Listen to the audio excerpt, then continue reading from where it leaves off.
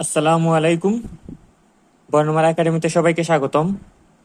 বর্ণমালা একাডেমির এখনকার আয়োজনে থাকছে সাধারণ জ্ঞান থেকে চাকরি পরীক্ষায় আসা গুরুত্বপূর্ণ ৪৫টি প্রশ্নের উত্তর। তো আশা করি এই ৪৫টি প্রশ্ন থেকে আপনারা আগামীতে বিভিন্ন চাকরি পরীক্ষায় কমন পাবেন ইনশাআল্লাহ। তো চলুন দেরি না করে আমরা আমাদের প্রশ্নে চলে যাই। If electron flows in right direction, proton seems to follow. যদি ইলেকট্রন রাইট ডাইরেকশনে ডান দিকে যায়, তাইলে প্রোটন কোন দিকে যাবে? প্রোটন যাবে লেফটওয়ার্ড, অর্থাৎ লেফট ডাইরেকশনে। The thermal efficiency of diesel engine 70%। কোন ডিভাইসটি ইনপুট ও আউটপুট হিসেবে ব্যবহৃত হয়? এখানে ৬টির মধ্যে টাচ স্ক্রিন ইনপুট এবং আউটপুট উভয় হিসেবে ব্যবহৃত হয়। অপটিক্যাল ফাইবার এর সবচেয়ে ভিতরের অংশ কোনটি? অপটিক্যাল ফাইবারের সবচেয়ে ভিতরের অংশ হচ্ছে core. The capacity of battery is related to. ব্যাটারির ক্যাপাসিটি সম্পর্কযুক্ত আছে এইচ এর সাথে। কোন দেশের পাওয়ার সিস্টেমে দুই ধরনের ফ্রিকোয়েন্সির ব্যবহার আছে? জাপানে। খনিজ লবণের প্রধান উৎস? মাংস, ডিম, দুধ, কলা, সবুজ শাকসবজি সবগুলোই। তাই আমাদের অপশন গ হবে সঠিক। লোহার ক্ষয় রোধ করতে ব্যবহৃত হয় দস্তা।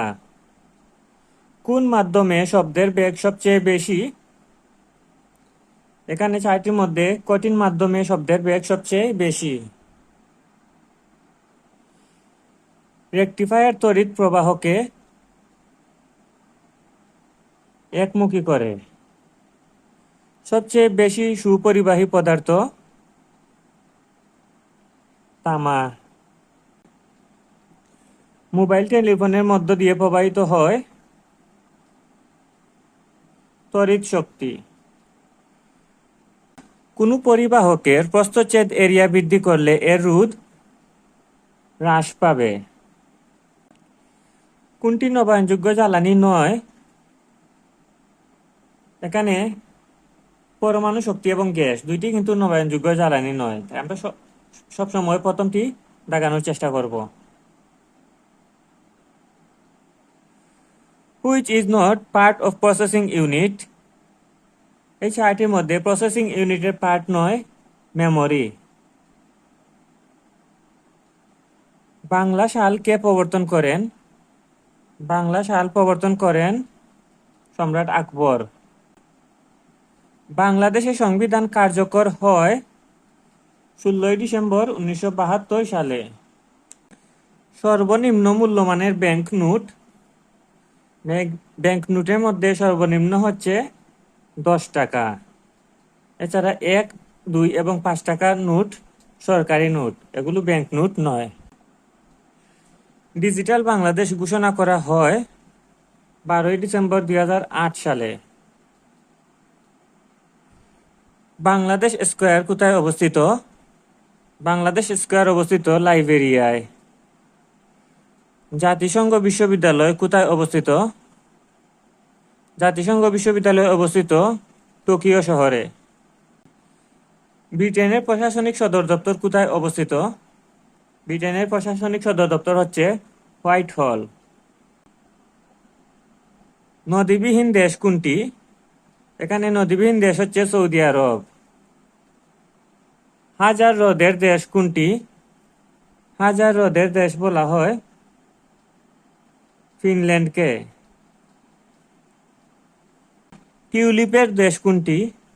টিউলিপ এর দেশ হচ্ছে নেদারল্যান্ড। বাংলাদেশের ২৯তম গ্যাস ক্ষেত্র কোথায় অবস্থিত? বাংলাদেশের ২৯তম গ্যাস ক্ষেত্র অবস্থিত ভোলা সদরে। বীরশ্রেষ্ঠ হামিদুর রহমানের পদবী কি? বীরশ্রেষ্ঠ হামিদুর রহমান ছিলেন সিপাহী। বাংলাদেশের জিডিপিতে কোন খাতের অবদান সবচেয়ে বেশি? বাংলাদেশের জিডিপিতে বেশি হচ্ছে সেবা খাতের অবদান। বঙ্গভঙ্গের কারণে সৃষ্ট প্রদেশ কোনটি? বঙ্গভঙ্গের কারণে সৃষ্ট প্রদেশ হচ্ছে পূর্ববঙ্গ ও আসাম। বাংলাদেশে বিশেষ ক্ষমতা আইন কত সালে প্রণীত হয়েছিল? বিশেষ ক্ষমতা আইন প্রণীত হয়েছিল 1974 সালে। বাংলাদেশের জাতীয় প্রতীকে কয়টি তারকা চিহ্ন আছে? এটি আপনাদের জন্য কুইজ থাকলো, আপনারা কমেন্টে এর উত্তর জানিয়ে যাবেন। ইক্কু গবেষণা ইনস্টিটিউট কোথায় অবস্থিত? ইক্কু গবেষণা ইনস্টিটিউট অবস্থিত ঈশ্বরদী। বাংলাদেশের বৃহত্তম গ্রাম কোন জেলায় অবস্থিত?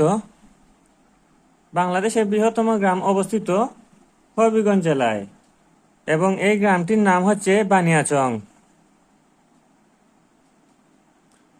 শহীদ আসাদ দিবস কোনটি? শহীদ আসাদ দিবস হচ্ছে 20 জানুয়ারি। বাংলাদেশে কোন ধরনের জ্বালানি থেকে সবচেয়ে বেশি উৎপাদিত হয়? বাংলাদেশে গ্যাস থেকে সবচেয়ে বেশি বিদ্যুৎ উৎপাদিত হয়।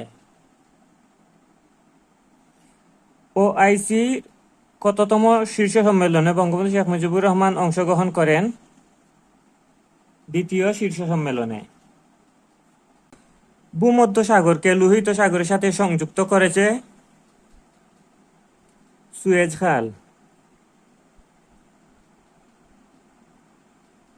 জাতিসংঘের দাপ্তরিক ভাষা নয় কোনটি? জাতিসংঘের দাপ্তরিক ভাষা নয় পর্তুগিজ। দুই নদীর মধ্যবর্তী ভূমিকে কি বলে? দুই নদীর মধ্যবর্তী ভূমিকে বলা হয় দোয়াব। বিশ্বের উচ্চতম জলপ্রপাত কোনটি? বিশ্বের উচ্চতম জলপ্রপাত এঞ্জেল। এটি ভেনেজুয়েলায় অবস্থিত। সর্বশেষ বিশ্ব শান্তি সূচকে শীর্ষ দেশ কোনটি? শীর্ষ দেশ হচ্ছে ফিনল্যান্ড। এরকম প্রশ্ন আপনারা সাম্প্রতিক উত্তর জেনে নেবেন। এশিয়া মহাদেশের সবচেয়ে ছোট দেশ কোনটি? এশিয়া মহাদেশের সবচেয়ে ছোট দেশ হচ্ছে মালদ্বীপ। শীতল মরুভূমি কোনটি? শীতল মরুভূমি হচ্ছে লাদাখ। মার্কিন যুক্তরাষ্ট্রের কোন প্রেসিডেন্ট 12 বছর ক্ষমতায় ছিলেন? 12 বছর ক্ষমতায় ছিলেন ফ্রাঙ্কলিন ডি রুজভেল্ট।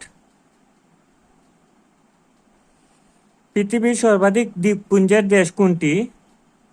পৃথিবীর সর্বাধিক দ্বীপপুঞ্জের দেশ হচ্ছে ইন্দোনেশিয়া। তো এই ছিল 2025 সালের বিভিন্ন চাকরি পরীক্ষায় আসা গুরুত্বপূর্ণ 45টি সাধারণ জ্ঞান প্রশ্ন উত্তর।